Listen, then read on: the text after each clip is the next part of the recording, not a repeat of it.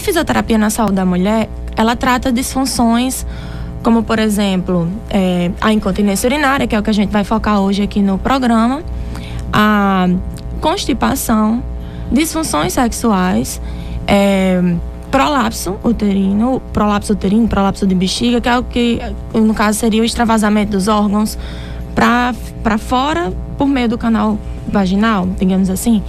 E a incontinência urinária, ela é o que a gente chama aqui no interior popularmente da bexiga baixa, que a gente sente muita vontade de ir ao banheiro e que, por exemplo, quando chega perto do banheiro não consegue segurar o xixi, conter o xixi e acaba perdendo um pouco de xixi. Que esse xixi pode ser muito ou pouco. Existem vários tipos também. No caso, a incontinência urinária por esforço e a incontinência urinária de urgência, que é essa que a gente não consegue segurar o xixi a tempo de chegar ao banheiro. E a de esforço, muita gente deve conhecer, é bem mais comum, porque ela pode acontecer justamente também durante o processo gestacional, é bem mais comum, que é quando a gente espirra, quando a gente tosse e acaba perdendo um pouquinho de xixi, quando dá saltinhos. E é mais comum essa aparecer em mulheres jovens que tenham tido um ou mais partos, certo? E também a gente, o público bem mais também comum que tem a incontinência urinária são as senhoras que estão no período da menopausa, pela questão do decréscimo de hormônios, que eles causam, de uma forma geral, a diminuição do tônus muscular de todo o corpo. E a parte responsável do nosso corpo pela essa continência urinária nada menos é do que um músculo, entendeu? Imagine só o nosso quadril, a nossa bacia, como as pessoas costumam chamar. E dentro da bacia a gente tem uma redinha, como se fosse uma rede realmente, só que feita por músculos. Essa rede de músculos é que é responsável por fazer a suspensão de todos os órgãos que estão nessa cavidade e por fazer a continência dessa musculatura, no caso a continência do xixi. Ela quem suspende a bexiga, para a bexiga não ficar caída, ela quem suspende os ovários e o útero e toda essa musculatura. E além disso, ela ainda sustenta todos os órgãos da cavidade abdominal. Ou seja, ela é uma musculatura de extrema importância para a qualidade da saúde da mulher, principalmente. E existem tratamentos para você controlar isso? Existem, tanto preventivos como tratamentos quando a gente já está com a doença instalada.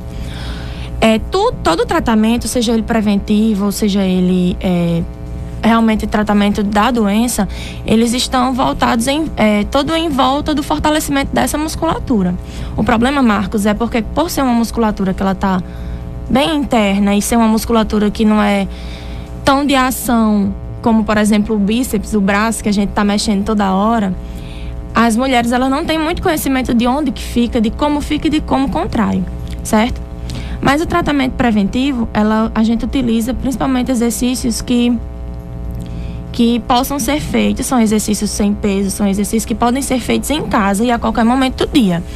A gente empodera a paciente, no caso a mulher, do que deve ser feito, de como deve ser feito. A gente faz esse processo de orientação e acompanhamento.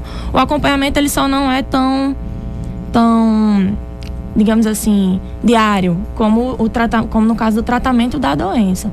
Mas a partir do momento que a gente ensina todas as mulheres a fazer essa contração, ela chega a um momento em que ela vai conseguir fazer a contração lavando louça, andando, sentada, conversando com outra pessoa e conseguindo fazer a contração do assoalho pélvico. Eu acho que você ensinar pelo rádio fica difícil, Fica né? um pouquinho complicado. Fica quase impossível, né? O ideal seria, por exemplo, procurar realmente um fisioterapeuta para poder estimular essas contrações. Isso, né? para ela ter conhecimento inicial do que seria a contração, porque é justamente esse o problema, sabe? A percepção da musculatura, que é um pouco dificultada, por ser uma musculatura bem realmente intrínseca em uma área bem íntima, entendeu?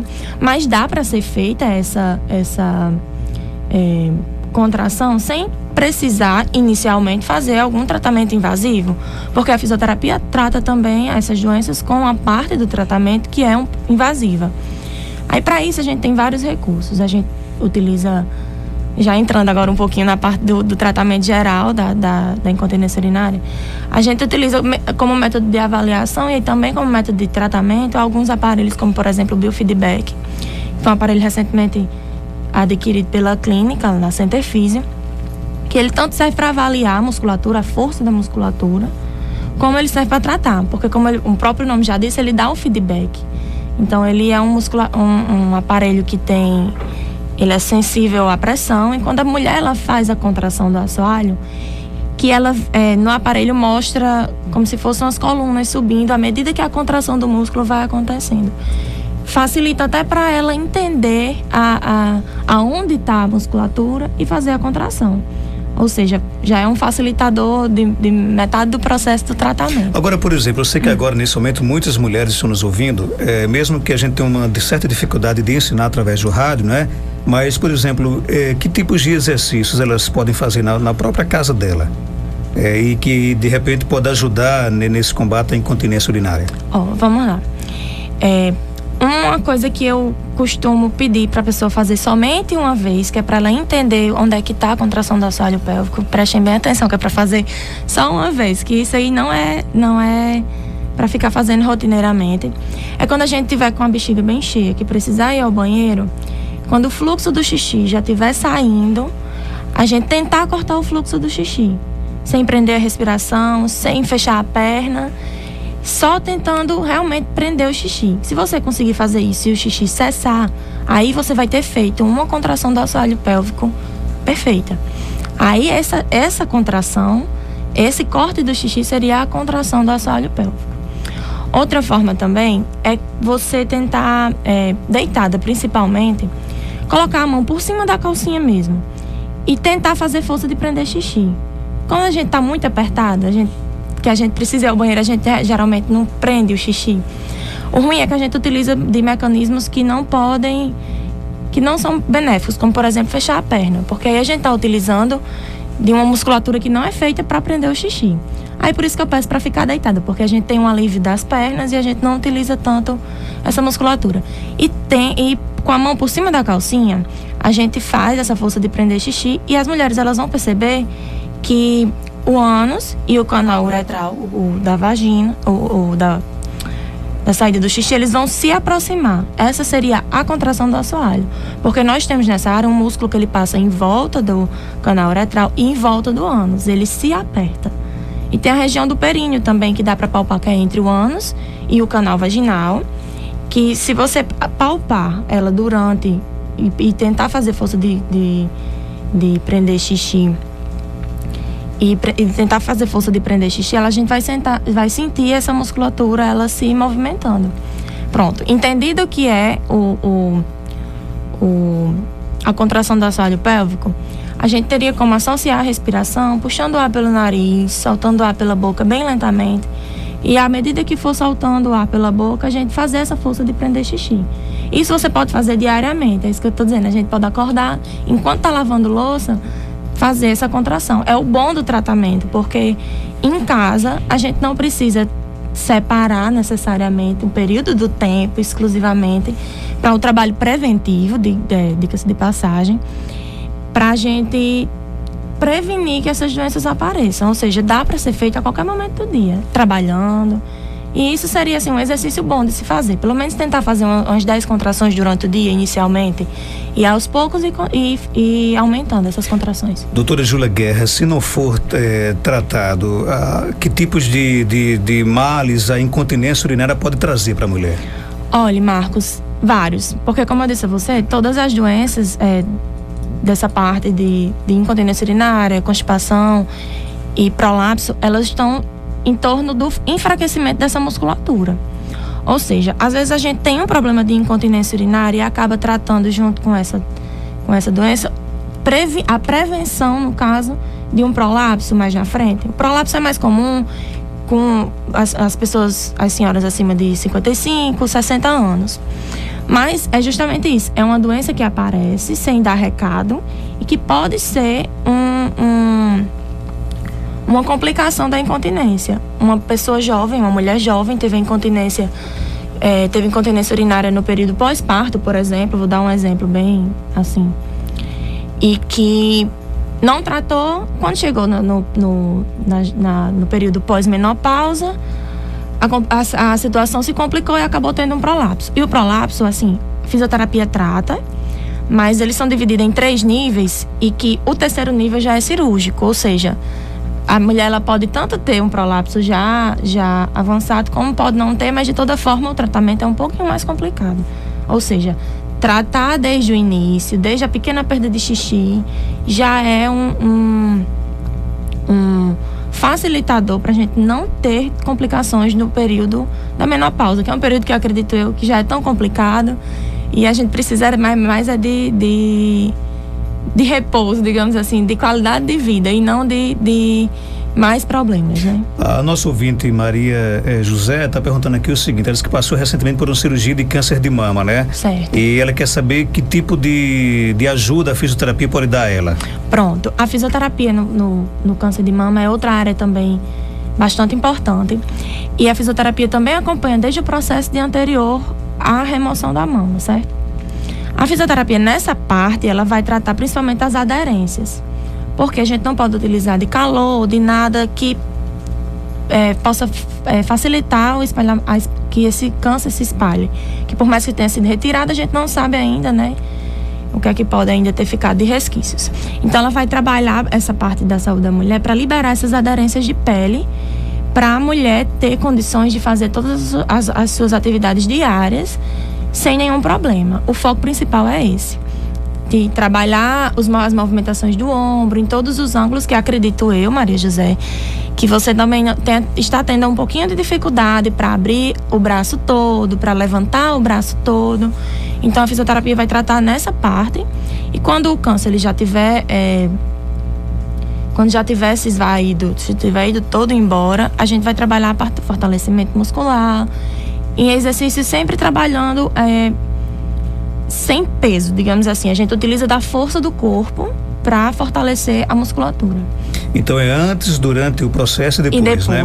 Na gravidez também é importante a fisioterapia? Demais. A gravidez a gente trabalha, a gente sabe, as mulheres grávidas sabem que quando a barriga ela tá se estendendo, começa as dores na coluna, começa o desconforto para dormir, e que também geralmente já acontece a incontinência urinária por conta do peso do bebê na bexiga. E o assoalho pélvico, como é um músculo, quando a gente tá no processo de gestação, a gente libera algumas substâncias como a elastina e a relaxina, que é para poder facilitar a saída do bebê no trabalho do parto. Essas substâncias vão, no caso, relaxar essa musculatura. Então, relaxando, a gente fica muito mais propensa a ter outros problemas, né?